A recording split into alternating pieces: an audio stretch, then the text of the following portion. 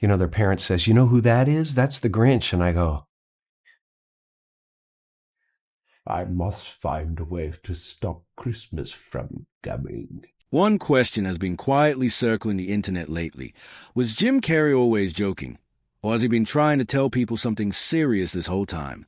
Because recently, fans started noticing something strange. Interviews that sounded philosophical. Statements about identity and reality. Moments where the wildest comedian in Hollywood suddenly sounded like a deep thinker. Some people say it's just another joke. Others think he's revealing a completely different side of himself. And that's where the mystery begins. Because a man who made the world laugh harder than almost anyone might actually be one of the most misunderstood celebrities in entertainment history. But to understand why people are suddenly talking about him again, you have to go back to the moment his chaos first took over Hollywood. And trust me, it happened fast. For decades, Hollywood has relied upon a special kind of magic to conjure movie heroes of all shapes and sizes. Of course, this magic I'm referring to is LSD. I might be reading that wrong. It's animation. Wow. I was way off. Sometimes when you watch this stuff, it's like anyway. Early 1990s, comedy changed almost overnight when Jim Carrey exploded onto movie screens. One minute he was a struggling stand-up comedian grinding through clubs, and the next minute he was starring in films like Ace Ventura, Pet Detective, The Mask, and Dumb and Dumber. 3 massive hits, almost back-to-back. And suddenly Hollywood realized something important. This guy wasn't just funny. He was unpredictable. His facial expressions were so exaggerated they looked almost cartoon-like. His body moved like rubber. His characters didn't behave like normal movie heroes. And audiences loved it. But here's the part people often forget. The chaos wasn't random. Jim had spent years studying comedians who came before him. One of the biggest inspirations was legendary performer Jerry Lewis. And when Jim finally got the chance to meet one of his childhood idols, the moment became exactly what you'd expect, completely unpredictable. Wild outside there. What's going on? The whole, when you come in this theater, Yeah. the paparazzi, they're out of control. Is that right? Really? Unbelievable, man. What are they doing? Well, they're taking your picture, but it's like, they're probably selling it to Blue Boy magazine or something, but it's wild. They just change so quickly. If one minute they love you, the next minute it's like, you're scum. As soon as you walk away, Right. It's like, "Jim, hey, good to see you. You're looking great tonight. Give me a smile. Come on, Jim. Jim, come on!" Tom Hanks, let us take 3 rolls, man! Jim's admiration for Jerry Lewis wasn't casual, and this impression makes that crystal clear. Hey! I don't want that you should be... Oh, the crying is not... Because if laughing would... Well, I don't... Oh. And when he finally stood face to face with Jerry Lewis, he chose to honor him in the only way he knew how. Hi. How are you? Are you? Yes, he is. You're the one that my mother. He's the one. You're on camera. It's okay. He said it. No, it's okay. Jay Leno tried to push Jim Carrey out of his comedic comfort zone, but staying serious, as we all know, was never his strongest suit. Let's talk about your childhood for a moment. I imagine this was an extremely painful time for you.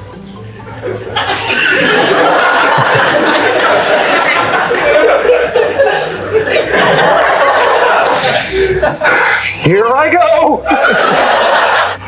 I promised myself I was going to.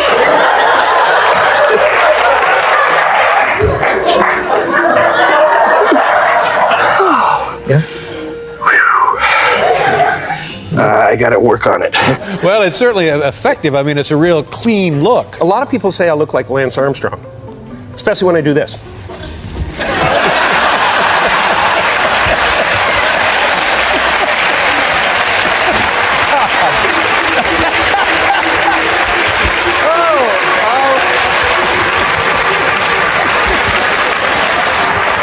Jerry Lewis, instead of acting nervous like most celebrities would, he immediately turned the moment into comedy.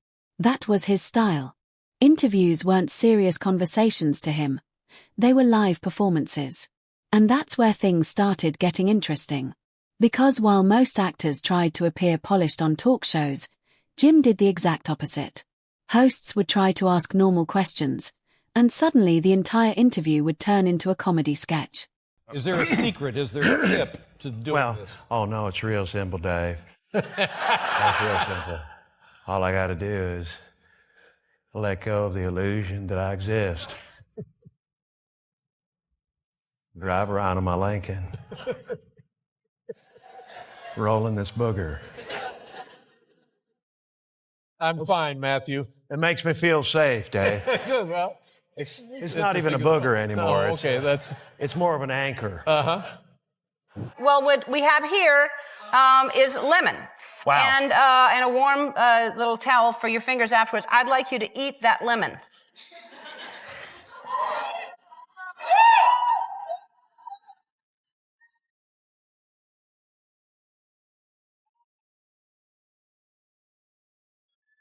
I made lemonade. Yeah. Take the time Jay Leno tried to ask him about his childhood. The question seemed simple, but Jim immediately twisted it into jokes, impressions, and absurd stories. It wasn't that he couldn't answer seriously, it was that he rarely wanted to. And that pattern kept repeating. But then came the moment that showed just how wild his interview style could be, when he suddenly started impersonating other celebrities right in front of the audience. The question is not, why are you growing a beard? The question is, why am I growing a beard and still shaving my balls? It doesn't make any sense at all. I think it's like a balance thing, you know? It's like, if I'm shaved down, then I got to do this, So if I ever shave my face again, you'll know. There's a full beard somewhere. If I wanted to, I could go into a different line like sales or something. I could be a salesman. Sure. An insurance salesman. Yeah. Can I do my pitch for you? Yeah, please do. Okay, this would be my pitch. Hi, Jim Carrey. David Letterman? Yeah. I sell embarrassment insurance. Oh, good. What the?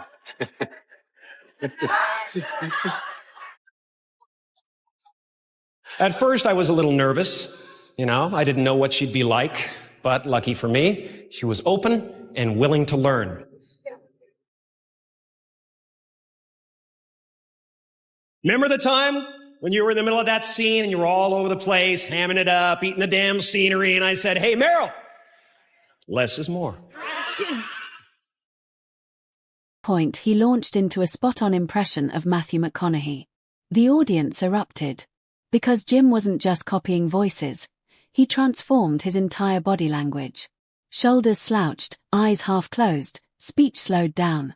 Within seconds the room felt like someone else had walked onto the stage. And that's where it gets even funnier, because he did the same thing with dozens of other celebrities too. And this moment shows exactly why. I also want to thank the Hollywood Foreign Press for acknowledging comedy. Jim, you know this. Normally they look at comedians as like very special people. Thank you very much.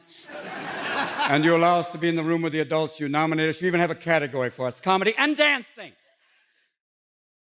There's a lot of dancers who could have been up here tonight, but they didn't make it. This week in Divine Acreage, I'd like to report on the political situation down here in Canada. You should see it down here. It's quite a mess. And it's all so confusing, too, all this talk of separatism and everything. The whole country's like a huge search commercial. And by the way, they said a Frenchman would never be Prime Minister of Canada, but it's Trudeau. This comedian who could turn anything into entertainment, there was another side to his story that most people didn't hear about at the time. And this is the part that changes how many fans view him today. Long before Hollywood fame, Jim Carrey grew up in Canada dealing with serious financial struggles. According to interviews he later shared publicly, his family went through extremely difficult periods when money was scarce. At one point, it has been widely reported that the family even lived in a van during a particularly tough time. For a teenager trying to figure out life, that kind of experience leaves a mark. And Jim has openly said that comedy became more than a career, it became a survival tool. Making people laugh meant escaping reality, even if only for a few minutes. But here's the part people miss. Sometimes the loudest comedians are hiding the deepest thoughts. If you want a whole room full of ladies to know what you want, without them getting the wrong idea, walk into a singles bar like this.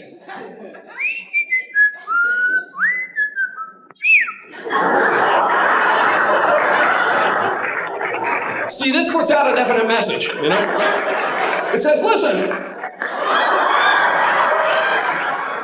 I could care less, but my crotch would like to buy you a beer. You do, though. It's mostly just me. Well, it is. It's mostly you, right? Yeah, I do all my own stunts, you know what I mean? Yeah. You know, people pay a lot of money to come to the theater. They want to know what I'm doing inside, you know? When accepting an award as Jim Morrison, Carrey went crazy, as usual, and his speech quickly drifted far from the usual thank you list. Last, but definitely most important to me, I'd like to thank all the ladies. There's some fine looking in this room tonight, I'll tell you that much.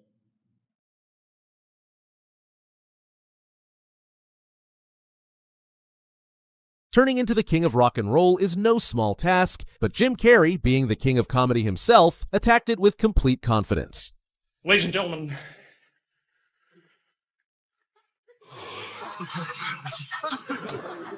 30 years ago today, I was attacked by a dog. I was standing in the street screaming, trying to get the vicious dog off my leg.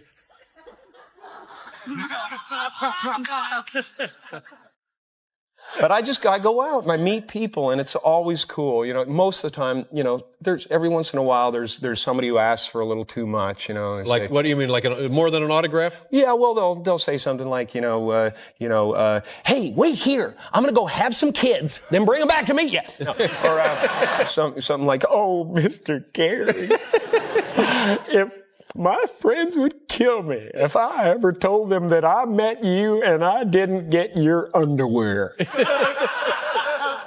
on! Get those pants on! Even while he was making audiences laugh non-stop, Jim often slipped little hints of honesty into his jokes. Moments where the energy slowed down just long enough to reveal something real. But before anyone could take it too seriously, he'd flip it back into comedy again. That was his magic trick. Vulnerability, followed immediately by chaos. And nowhere was that more obvious than his impressions. But we had a thing called the kidding face. The kidding face. The kidding face lets your friend know that you don't really mean what you're saying, and then he does the kidding face back to you, letting you know that that he understands that you're kidding. Well, it would be like, you're an idiot. Try it, go ahead. You look stupid bald. But being the person we know he is, he refuses to stay vulnerable for long and quickly flips the energy back in his favor. That's just the one thing that I didn't really want you to touch on, and you did. Yeah. It's all funny, puppet master, running everybody's lives, coming into another country. Ooh, I own the place, big deal. And guess what else? No one likes you, Conan. No one likes you, and you're gonna die alone! Yeah.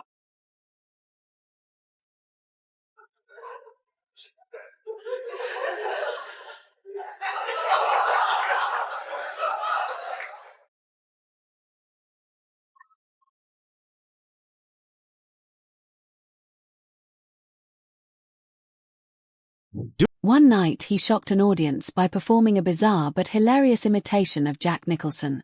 Another time he launched into a ridiculous parody of Pee Wee Herman. Each impression became its own little performance. But then came a moment that comedians secretly fear, doing an impression when the real celebrity might actually see it. Hi, boys and girls. Your friend Pee Wee has been on a new adventure, which is why it's time to buy the new improved Pee Wee doll.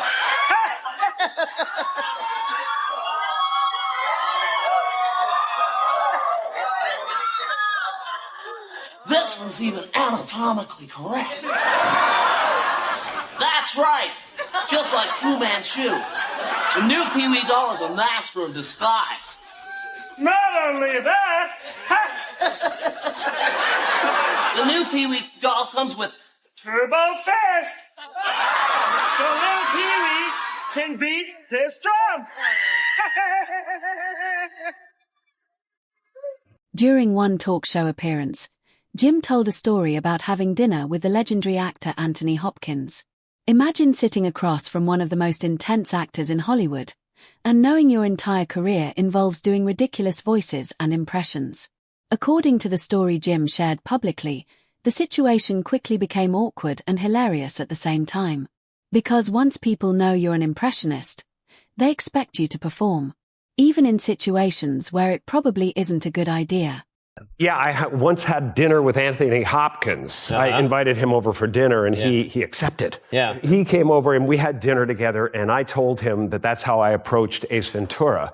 It was a smart bird, and he went, I do that. Hannibal Lecter was a cross between a crocodile and a spider with infinite patience, infinite time to just wait for the perfect moment. Just right! And frankly, it got a little creepy. Yeah. It really did. It started getting creepy. I started going, more roast beef, man? There's plenty in the kitchen.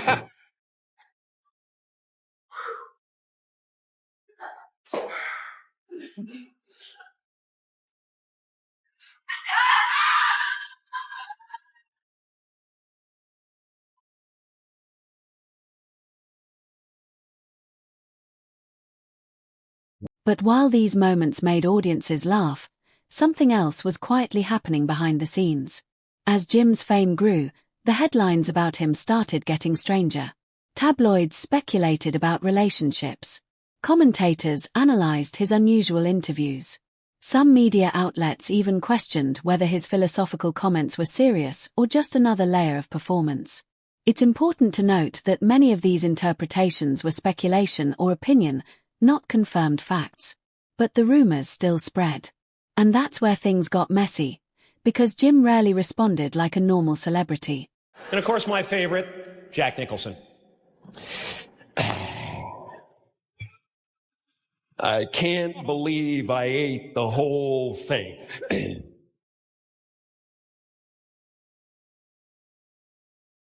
His father was absent. His mother went into an asylum when he was 14 years old. My fault, sorry. It's pretty stirring stuff. No matter how long he's been in the spotlight, Jim hasn't forgotten where he came from, and he's not afraid to exaggerate the Canadian side for comedy. Now, I used to get really upset when I told people where I came from down in Los Angeles because I always got the same response. Canada? Wow. Must have been cold. Now I just go along with them. Yes, Canada. It was a frozen, hostile wasteland. And there was much work to be done if we were to survive the elements. My good friend Nantuck and I would build an igloo to protect ourselves from polar bears and flying hockey pucks. They said, just go, it'll be all right. Just get a mustache or something, get a little disguise. You know, so I got this mustache and I applied it and I had thick glasses. I had a baseball cap. So I got inside there and I was doing pretty good. And I was, hey, I'm pulling this off. Maybe this is the way I can live for the rest of my life. I got up to the vendor who's selling all this stuff and I waited and he didn't seem to be doing anything. So I looked up and he was staring at me like this. You're a granddad, unbelievably. I am a granddad, yeah, yes. granddad. I Yeah. am. But I tell him, don't call me grandpa, because every time, and it's hilarious, because he'll just keep doing it because it bothers me. You know, I say, don't call me grandpa, and he'll go grandpa, and every time he calls me, I get a little older. Who are you? Remember E.T., the infamous alien from our childhood? How do you even impersonate an extraterrestrial being? Sounds impossible, until you see Jim doing exactly that. E.T. the extraterrestrial.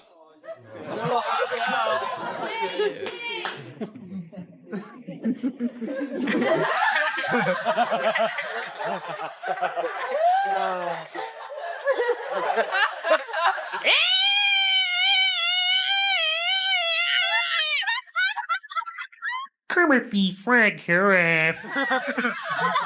Thank you. It's great to be here. I'd like to sing a song that came out in 1979. It was a big hit for me. And here to sing it with me, let's hear it for that hug, that century sow, Miss Piggy Ray.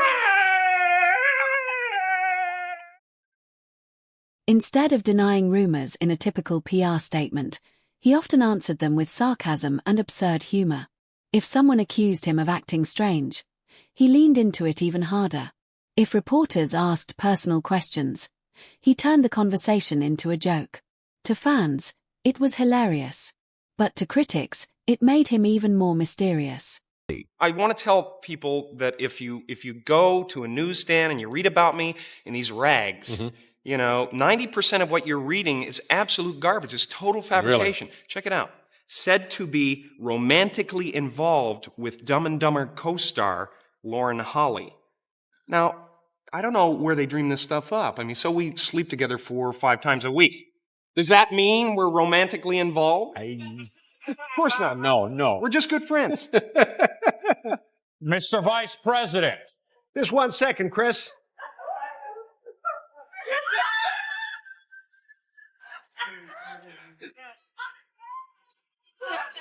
Okay.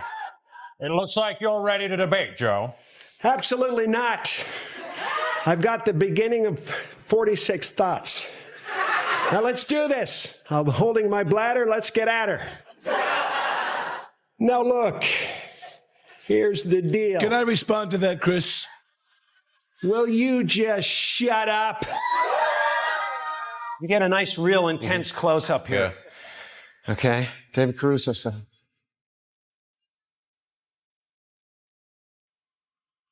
Well, I guess we've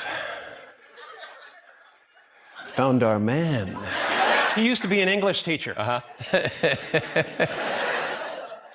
Except after C. I hear he's doing cartoon voiceovers. Cartoon voiceovers. I wonder what that would be like. I did tea a putty tat. Then something happened that completely confused the internet. Jim Carrey started appearing in interviews looking dramatically different.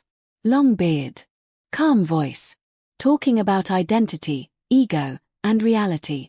During one famous interview, he made a statement suggesting that Jim Carrey doesn't exist. Some viewers interpreted it as philosophy. Others thought it was performance art. And many people simply didn't know what to think. Because was this the same man who once turned every interview into chaos? Reporters, do they ask you the same questions day after day, or literally 10 times a day? You do. You get a lot of the same questions over and over again, but I don't mind, as long as I can keep my answers changing and different. Like, ask me if I like working with the animals. Oh, okay. Now, do you like working with the animals? Is that fun? Yes, I do. Especially the monkeys. They're wonderfully unpredictable. Ask me again. Do you like working? What do you want from me? Yes! I like working with the animals! I would have thought that voting for myself was going to make the difference, but you really got to get out there and talk to people. Anyway, who cares? I have been beaten by Roberto Benigni. He has jumped into my ocean.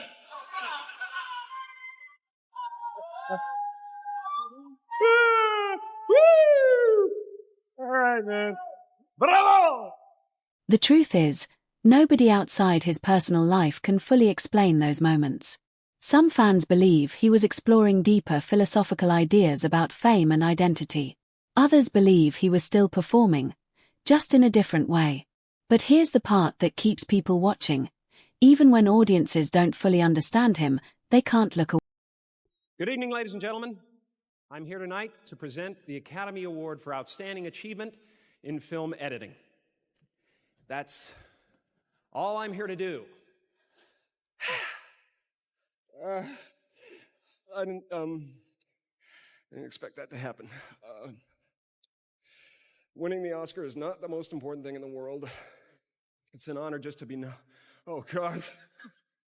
Bruce Dern is nominated for an Oscar this year, and I'm so excited about that. Bruce Dern, nominated for an Oscar. Can't keep a good man down, can you, Bruce? Can you? You look at me when I'm talking to you, son.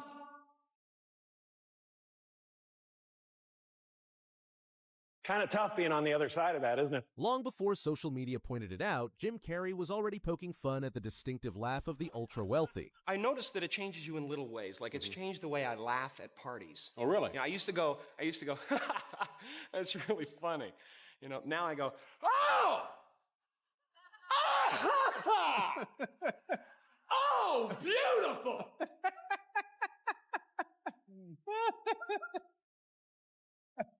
Have you guys heard this one?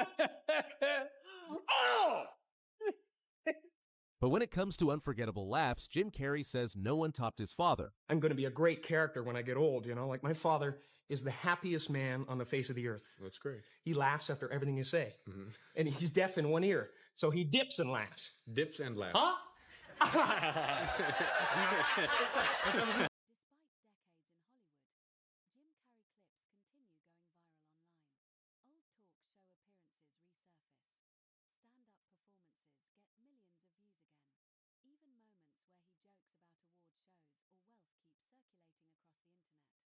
At one event, he even joked about losing awards to other performers like Roberto Benigni, turning what could have been an awkward moment into comedy. Because for Jim, almost everything could become a joke if you looked at it from the right angle. But perhaps the most revealing story he ever told wasn't about fame, movies, or awards. It was about his father. According to Jim's own interviews, his dad had an unforgettable laugh. A laugh so genuine that it stuck with him throughout his life. And that memory may explain something important. Why Jim Carrey spent decades trying to create the same kind of joy for millions of strangers. So maybe the real story isn't that Jim Carrey became mysterious. Maybe the mystery was always there. A comedian who used absurd humor to hide serious thoughts. A celebrity who refused to follow the usual Hollywood script. And a performer who kept audiences guessing every single time he opened his mouth. But here's the question people still debate today. Was Jim Carrey simply the greatest physical comedian of his generation, or was he quietly stepping outside the entire Hollywood system all along? And if his strange interviews were more than jokes, what do you think he was really trying to say?